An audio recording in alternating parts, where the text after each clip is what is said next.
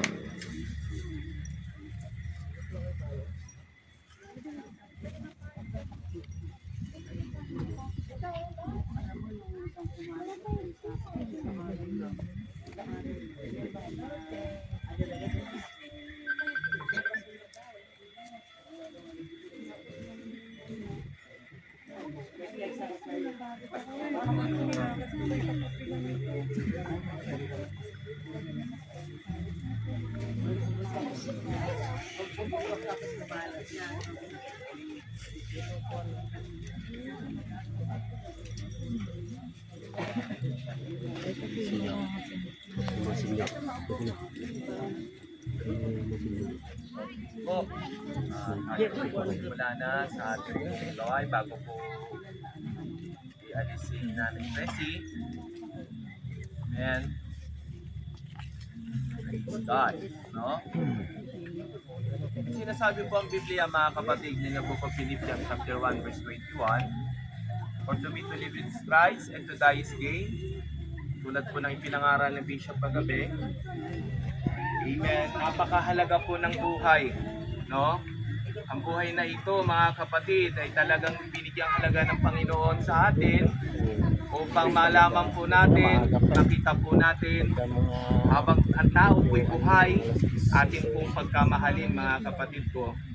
Katulad po ng sinabi ng ating Panginoon, na kung tayo po ay nabubuhay, amen, ang Panginoon po, lalo na pag ang buhay po natin ay binigay po natin sa ating Panginoon, amen, at pag po tayo'y namatay, ay napakalaking kapakinabangan, dahil ito po ay tanda ng pangako sa atin ng ating dakilang Diyos. Amen. Mga kapatid ko, gusto ko pong sabihin sa inyo, minsan lang ang tao ay mabuhay.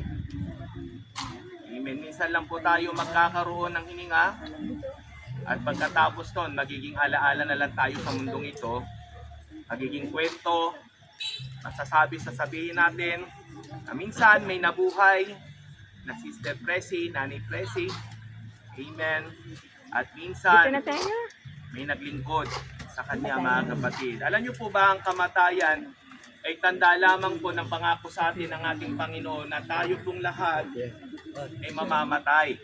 Amen? Pero ang dapat po doon ay ating pong pinaghahandaan, mga kapatid ko, mahal po sa buhay. Amen. Minsan talaga masakit ang paglisan. No? Lalo na pag hindi mo na sila makikita pa.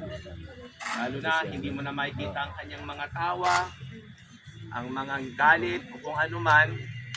Pero minsan, masarap pa rin tingnan yung mahal mo sa buhay na mayapa na hindi na nahirapan. No?